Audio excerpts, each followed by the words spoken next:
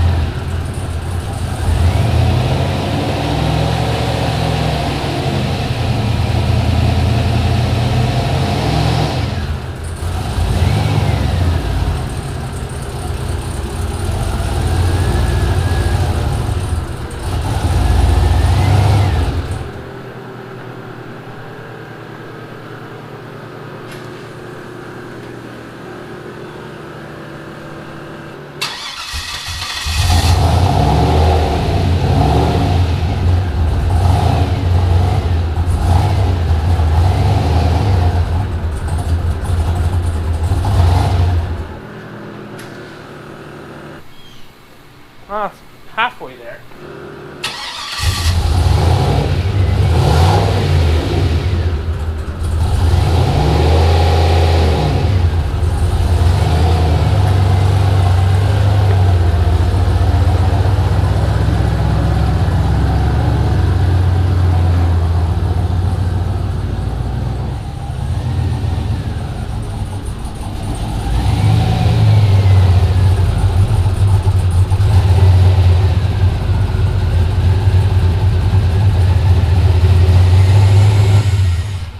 Obviously needs more tuning, but that's something. Give her a little bath. And now I'm going to put it back in the garage, and me and Mike are going to go to Clayton's to work on the shit horse. We're here at Clayton's now. There's the shit horse. We are going to do some things on it, I think, or maybe we're not. I don't know. Yeah, we're going to do some wiring. We have to get ready for power crew.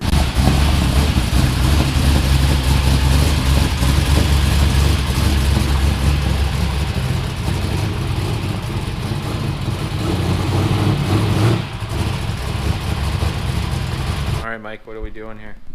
Well, a lot of you know this car obviously has a starting problem. It clicks a lot when you try to start it, which has gotten old with a lot of you guys. I think I remember reading in the comments. So, first step we're doing is replacing what used to be this going to the starter for the exciter wire. That's a pretty small wire, actually. Yeah, to this. We're gonna give that a go, and then if that doesn't help that, because the wire coming from the car is a decent size. Thicker, yeah. If that does not help that, then we'll have to do the same thing Rob did on the Nova with this. If we want it to stop clicking, that is. I mean, it's kind of part of the car at this point, so. Yeah, so we might have to head to the junkyard and get a relay again. But we might be going to the junkyard tomorrow, so, or we are, because I think I need to get an O2 sensor for one bank of my truck, because when we were watching the scan the other day, one O2 sensor, I guess as the engine gets warm, it stops reading. So assuming that it's the O2 sensor, so we're gonna go tomorrow grab one so that we can throw that in and then get back to tuning that thing. But right now we're working on the shit horse. Mike's gonna do that, and then we welded up the hole for the original throttle cable in the firewall, so we're gonna drill that out. We got a stock, I got it from the junkyard, a stock one off a truck, and gonna have to do the same thing as I did on my truck, modify this bracket somehow to fit on that intake so that we can run the cable throttle. Okay, so I modified that throttle bracket, and actually with just a couple cuts I was able to make it so it'll work on a LS1, LS6 intake if you want to run the cable. So all I did was I took the bracket. First of all, what's that one off of though? This is off of like any like Gen 3 truck with the older style intake on it. So I cut this off right here. Oh my god, I keep dropping the thing. Butterfingers today. Okay, so I cut this off. This goes on here like this, and that's for like the cruise control, so you want to get rid of that, which is the same thing I did on the one on my truck. And then off on this side is this tab here. I cut that off, and then I just cut these two holes open so they're slotted, because it's kind of hard to get the bolts out of the intake. And then this just goes in here. Yeah, there you go, put some light on the subject. This goes into these two bolts like that, and your cable runs through here, obviously, to the throttle. Tighten these two bolts down, and pretty simple. There you go. And then we still have to drill a hole back in the firewall, which we welded up before, to run the cable through, which we're going to do once Mike's done that wire. And then we got the oil pressure priming tool, and we're going to prime the engine on here now. Okay, so turn that thing. You ready? Okay, now just turn this. There, you can see it going. Fuel pressure gauge, Mike? Just check the oil pressure. And so the air is just pushing the oil into here and into the engine.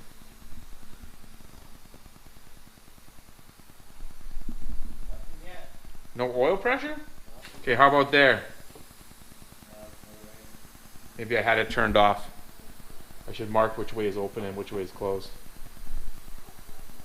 Is it going somewhere? No. No, the line isn't like full of oil at all. Well, it needs to be purged of air too. Does it feel like it's getting lighter? Okay. Yeah. Oh! So there you go, you can hear it. I mean, I guess ideally you don't want to push more air into there like that, but that's definitely pushing the oil into the system. Lubed up and ready to start now. You can see the hole. It's right here. It's where the original cable was. And there's some loud Harleys going down the street there. I'm going to drill that out, and then hopefully the cable will fit in there. Alright, so I got the hole drilled. Should be able to see that. Fit in there perfectly. I don't know what size the drill bit was, but it was a big drill bit. Well, that's where the stock Ford one went, yeah. So then, you go under the car, under the interior here, and then where the stock pedal is, you can see where the cable joins and how there's a big piece of cable sticking out. That's because there's two metal nubs like that. You have to cut that plastic little tube, slip it off, and slip it to the second nub, and then it works perfect. Plane's just tightening the bolts up there, and it's perfect. So definitely easy to convert it back over. Now the only thing we still have to do is the wiring harness stuff. Mike was just taking out the drive-by wire, like that tack adapter box or whatever they call it. He just took that out, and now we might start screwing around with the wiring. We're testing the fuel system for leaks right now. I can hear it leaking somewhere. We'll get the light down there closer. So we're checking for some leaks. Hopefully it's not leaking into the intake manifold. Which one was the bad one? I don't remember. I'm paranoid. Yeah. We're gonna take that vacuum line off because I'm paranoid that it's. Yeah, but it should hold up. Okay, do it again.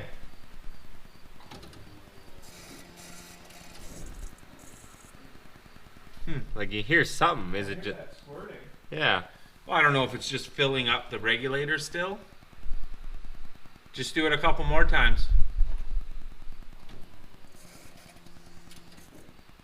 Yeah, I think that's just going into the regulator and through the return, maybe.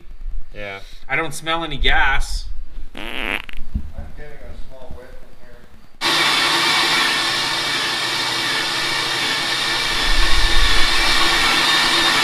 Now I can sort of smell gas. Yeah, well, it's shooting it out the cylinders because it is trying to start. Oh, true, yeah.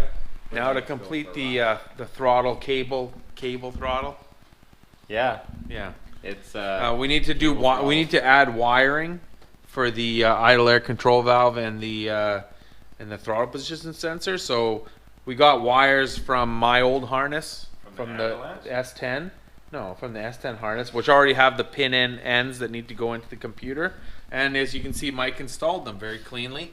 Very tucked. They're pretty much done. So Done. it's pretty much ready Basically, to go. you just touch these And then wires to just these hold pins here. them in there, We'll just kind of put it in there, and then There. we'll tape it a bit, and then it's done. And then it's good. Yeah, so we're pretty much good to go. Yeah. But seriously, we got the kind of a harness made up, which has to be cut to length and then have the end soldered on to go into the plugs. And then on the other end, there's already the pins on there because it came out of a different computer that will get plugged into the pin locations that they need to be in. But yeah, that's what we're gonna get done tonight. But tomorrow we're gonna go to the junkyard and then get more work done. Try not to rip my ass off here. Don't rip your ass off on there. Press a bunch of buttons in there. It's like a spaceship, this thing. Oh yeah, there's. This thing is Mike's gonna tricky. go for a pass.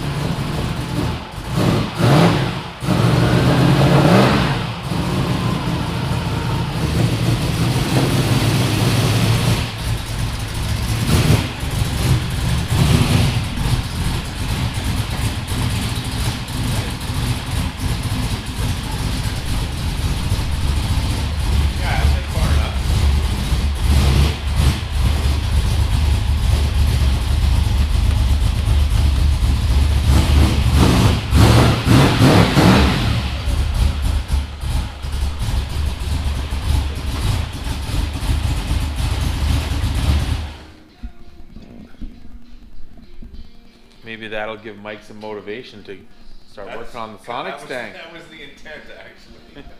What's up, guys? We're heading to the junkyard. Gonna look for some junk. I had my truck running this morning, and yeah, as soon as it goes in the closed loop, that 1 O2 sensor doesn't read at all. So, and then it starts running shitty. So I'm hoping that that's my issue. So I'm gonna grab another one and try it out and see what happens. And maybe if it doesn't fix it, I'll light it on fire and burn the thing. But we'll see. All right, we're at the junkyard. Mike's excited because he sees this S15 right here, High Sierra, with some green mountains on it. It's a little rough, but I think they're mountains. It's an old school S10 or S15, sorry. Check out this G-body El Camino here. Pretty sweet. Mike's thinking about getting it for a fixer-upper. Yeah. Needs a little frame repair, Can't get little a rust repair. repair, and a little roof repair. And rocker arms. And rocker arms, yeah. So I'm over here at this Chevy truck here. Looks like the O2 sensors are decent, so I'll maybe grab them both. So there's one. Other one's on the other side, obviously. So I'll try to get this one off. I couldn't get the other one out. It's probably been in there a long time. This one actually looks half decent, so hopefully it works. Here we are yet again, getting another water pump for the shit horse because the one on there is leaking. We got the fan off, pretty simple. Put blue on it and it pretty much fell off. And then why don't you use the big ratchet now that it's here? Is there one? I was using it, so. And there should be a 10mm in there and an extension. Yeah. That'll make it a lot easier.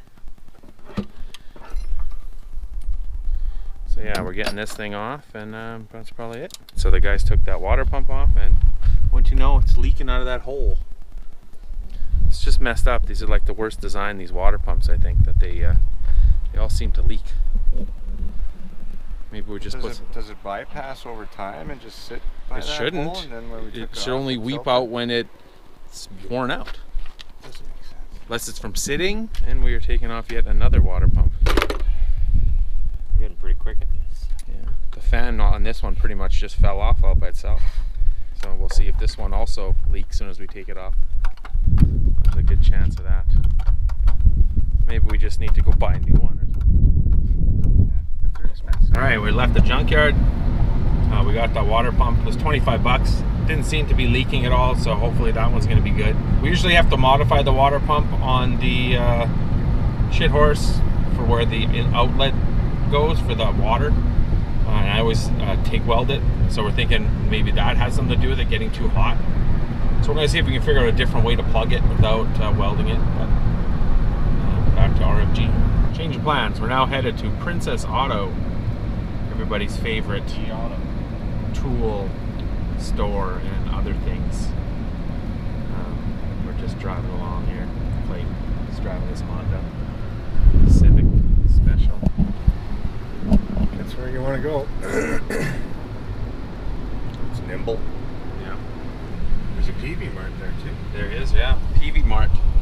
Very similar to, but not quite the same as Princess Auto. And there's a nice red ZL1 Camaro right there.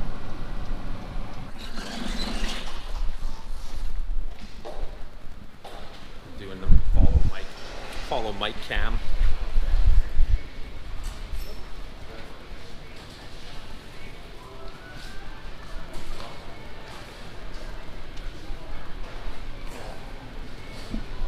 It's like you're a famous YouTube superstar. What are you getting, Mike? Some sleeve of Wizard. Put on 15 the- feet of it. Put on those wires for the throttle position sensor and stuff. Nova Dave needs another Awuga horn on sale right now, $10. I'm getting myself one of these for my trailer. $20 on sale. What's going on? So it's the day after the junkyard. Once we came back from the junkyard, tried the O2 sensor. It didn't seem to do anything. I don't know, I've been kind of screwing around with the idle settings and stuff. Now it actually seems kind of like the O2 sensors kind of both are reading when it goes into closed loop, but they're very erratic. I don't know if that's normal at idle, of course, but then once you rev it up, they kind of come up.